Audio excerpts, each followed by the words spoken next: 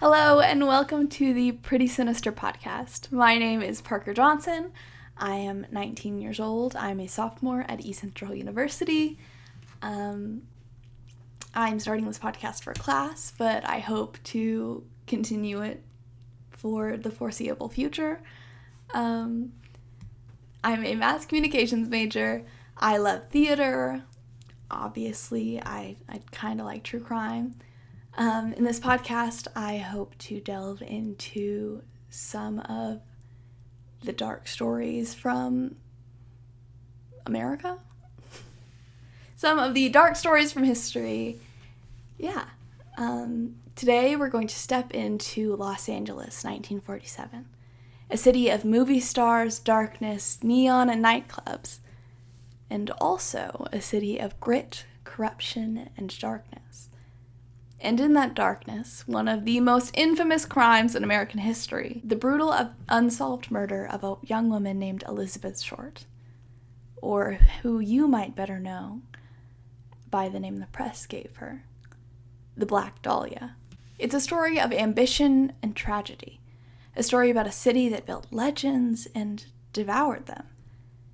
And 75 years later, a story we still don't understand.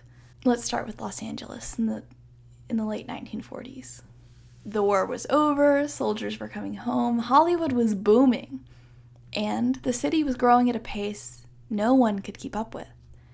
On one corner, you had a glamorous premieres, champagne parties, and neon signs lighting... Oh my God!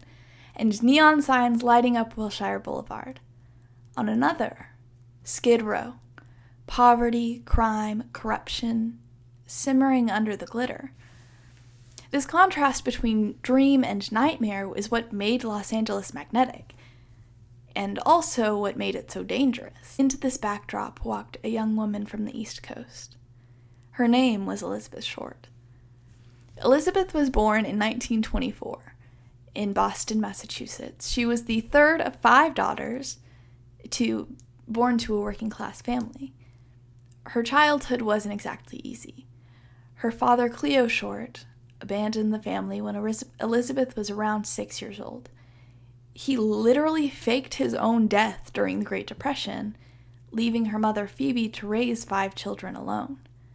Years later, Cleo resurfaces in California, and Elizabeth would reconnect with him, but the wound of her father's absence never fully heals. As a teenager, Elizabeth suffers from chronic bronchitis. Doctors recommend she spend winters in warmer climates, think Florida, California. This really gives her the taste of early travel and independence. She dreamed of more. She wants to be a star. Friends described her as striking. Jet black hair, pale skin, wide green eyes. She loved fashion. Dark clothing and makeup gave her the glamorous, slightly mysterious look. She also had a sweetness and an almost old-fashioned politeness. People remembered her as soft-spoken, but beneath it, she was ambitious. She wanted Hollywood. She moved west in the early 1940s, chasing movie roles and modeling jobs. She picked up waitressing work, dated men who came and went, and drifted between Los Angeles, San Diego, and other cities. One of the most poignant details is that she was once romantically involved with a decorated Army pilot named Major Matthew Gordon. They planned to marry, but in 1945, he died in a plane crash. Elizabeth never fully recovers from this loss, and some think that this is the reason she wore black clothes in mourning. And that's the detail that may have influenced her nickname, the Black Dahlia. But in Hollywood, ambition was easy to come by. Opportunity wasn't. Elizabeth was trying to make a name for herself, but was also living in the margins. On January 15th, 1947, Los Angeles awoke to a grim morning. A young mother was walking her child through Lemert Park, a quiet neighborhood south of downtown, and she noticed something in a vacant lot. At first, she believed that this was a mannequin. White, lifeless, bisected. But it wasn't. This was the body of Elizabeth Short. She had been cut in half at the waist. Her skin was scrubbed clean, her blood was drained, and her face was mutilated with what we would now come to know as the Glasgow smile, slashes from the corners of her mouth up to her ears. Even hardened detectives were shaken by the scene before them, and the realization that this wasn't just a murder. This was theater. The LAPD launched one of the largest investigations in its history. More than 150 detectives are assigned. They quickly realized the vacant lot is just a dump site. Elizabeth had been killed elsewhere and then transported there and staged. This made tracing evidence almost impossible. And we also have to think this is the 1940s. We can't DNA test. I'm sure fingerprinting isn't what it is now. It's an impossible case. The crime scene yielding almost nothing, no blood, no fingerprints, no murder weapon, detectives turn to Elizabeth's life. They interview hundreds of people, from boyfriends to acquaintances to hotel clerks to other waitresses to her landlords. But Elizabeth's life was transient. She drifted between cities, stayed with friends, lived out of suitcases. This gave police a dizzying array of leads and still no clear suspect. The press swarms this case. Newspapers compete for headlines, and in the process, they distort Elizabeth's life. She was portrayed as a seductress and even a prostitute. Much of this was exaggerated or invented with no real backing to it. One infamous example was the Los Angeles Examiner, who called her mother in Massachusetts, claiming Elizabeth had won a beauty contest. They offered to fly the mother out to California, but when she arrives, they revealed the truth. Elizabeth has been murdered. And immediately they began mining her for personal details that they could print. This case became a media circus. Then came the letters. Just days after the discovery, the Examiner received a letter that was cut and pasted from newspaper clippings, real ransom note style. It read, "Here is the Dahlia's belongings. Signing off." Inside the envelope were Elizabeth's birth certificates, photos, business cards, and an address book with pages torn out. Pause. I think that the suspect was on this address book. This comes back later because one of the suspects that we talk about, he is in the address book that they received. I think this killer is in one of the pages that has been torn out. And I would assume it was one of the top ones, because when you write on paper that's stacked on paper and then you pull it out, you still have an indent there from where you've written. I think our killer was not in the address book that was received by police. If that makes sense. Anyways, inside the other notes followed, some of them mocking police. One read, "I will give up in Dahlia killing if I get 10 years. Don't find me." Girl, you cut her up. You cut her up into little pieces and then you put her in a parking lot.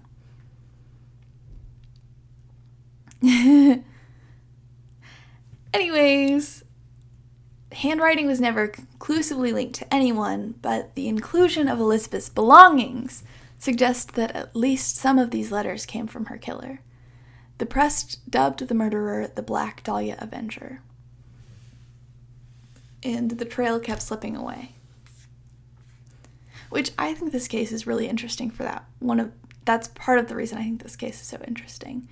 A lot of the times when we see cases like Jack the Ripper or the Zodiac Killer, where we still to this day don't necessarily know who the killer is, their victims are known by their killer. But in this case, the killer is known by Elizabeth Short. I just think that's really interesting. But when we move into the suspects, there were over 150 considered. But we have some of the most prominent on my list today. So we've got Robert Red Manley, a salesman who is the last person known to see Elizabeth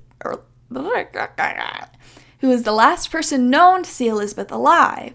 He dropped her at the Biltmore Hotel in downtown LA the night before she disappeared. Police interrogated him intensely, even subjected him to multiple polygraph tests, but he passed all of them and was eventually cleared.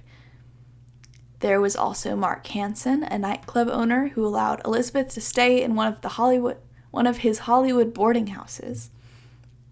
His name appears in her address book. Ding, ding, ding. Why are the pages torn out if they're not the pages that you're on? Police questioned him, but evidence was thin and he was never charged. I think she literally just lived with this guy. He was just one of the people that she couch surfed. One of the people that she couch surfed with. Then there was Leslie Dillon, a bellhop and aspiring writer. Dillon actually wrote letters to LAPD psychologist detailing his own theories on the murder, which contained details only the killer would know. When brought in for questioning, Dillon gave a partial confession, but later recanted. Police couldn't prove his guilt, which this one's interesting to me. I think that he could have been involved. He is not my number one suspect. I do have a number one suspect, and we will talk about him in a second.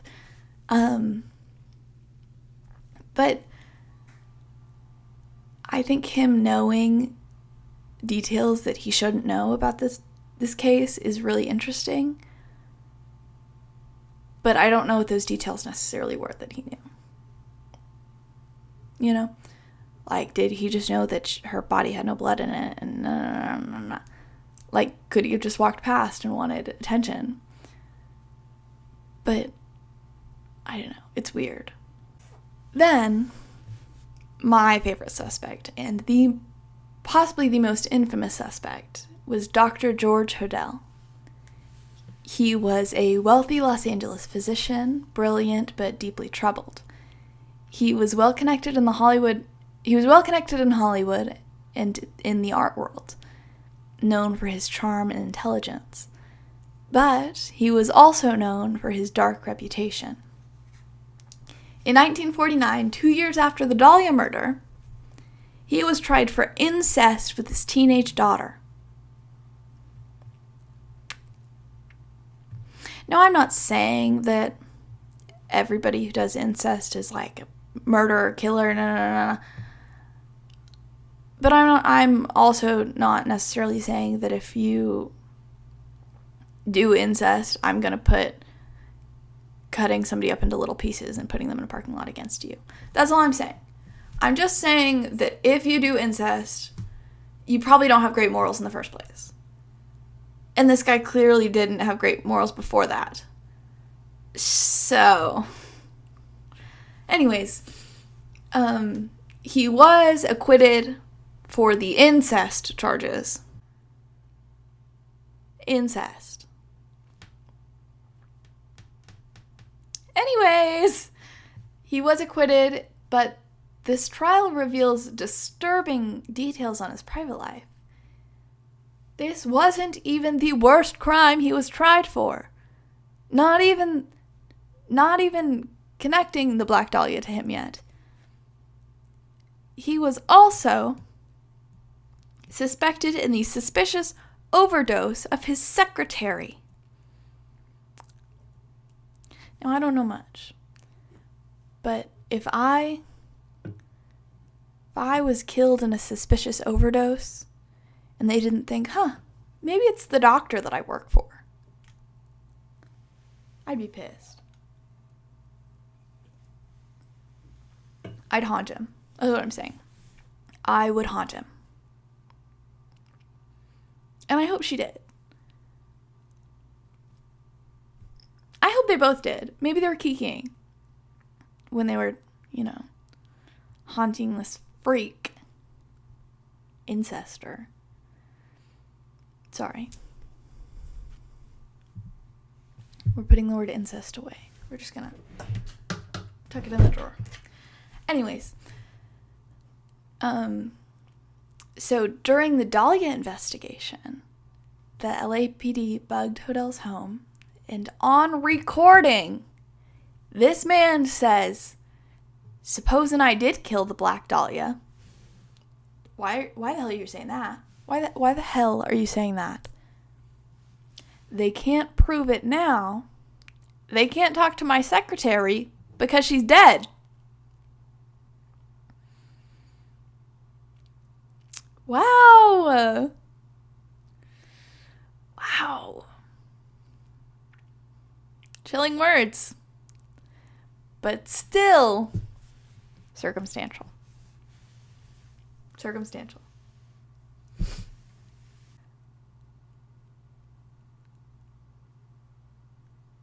No, because why the hell are you saying that?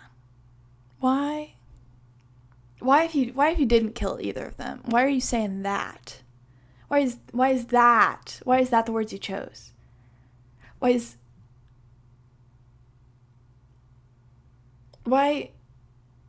Okay. Decades later, Hodell's son, Steve Hodell, a retired LAPD homicide detective. Decades later, Hodell's son, Steve Hodell, a retired LAPD homicide detective, publicly, oh my gosh, my burp went up my nose, publicly accused his father of being the killer. Steve argues that Hodell not only murdered Elizabeth Short, but staged her body as a grotesque piece of surrealist art, influenced by his connections to the art world to people like Man Ray. Now, the more I talk, the more I'm like, they all didn't think. Nobody was like, oh, maybe that is a good point. Maybe he did. Maybe this man that had connections to the art world and also was a doctor who knew how to cut people up and also made that weird comment about his secretary that he probably murdered. Nobody was like, at some point, circumstantial is a little more than that. Nobody thought that? Okay. Anyways, Steve's case is still controversial. As critics argue, it's built only on circumstantial evidence and interpretation. But many investigators admit that George Hodell remains one of the most plausible suspects. And we still don't know where this murder took place. As we talked about earlier, where Dahlia was found was just a dump site. She had been murdered and her blood had been drained and she had been scrubbed who knows how long before she was found. Now, I'm not saying much, but don't we think that a doctor's office has all of the equipment you would need to do that, or if you found blood there, nobody would think anything of it, and okay, interesting. Despite the massive investigation, every lead eventually collapsed. Witness statements contradicted each other, evidence was lost or contaminated. This case ballooned and then fizzled out. By spring of 1947, just a month later, the investigation had already gone cold. And the Black Dahlia joined the long list of America's greatest unsolved mysteries. But the case didn't fade away. The press sensationalized Elizabeth Short, turning her into the Black Dahlia, a nickname that clearly stuck. Her murder became legend.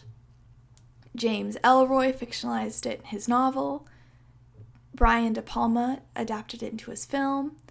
Countless TV shows from American Horror Stories to Unsolved Mysteries have drawn from this case. Elizabeth became a symbol of Hollywood's darkness, of society's obsession with female victims, of the blurred line between reality and myth. But at the heart of it was a real woman, a 22-year-old with dreams, who loved fashion and movies, who never got her chance. Today, the Dahlia case remains open in LAPD files. Steve Hodel and others continue to push their theories. Amateur sleuths dissect clues online, and documentaries re-examine old evidence. But the truth we may never know. What we do know is that Elizabeth Short's story is more than a murder mystery. It's a mirror held up to Los Angeles, the media, and to how we remember victims. Elizabeth Short deserved more than sensational headlines. She deserved her dream. And maybe someday she'll get justice. Thank you for listening to the very first episode of the Pretty Sinister podcast. Next week, we may stay in Hollywood or we may travel elsewhere. Let me know what you think in the comments. Until next time, my name is Parker Johnson. Stay safe and stay curious.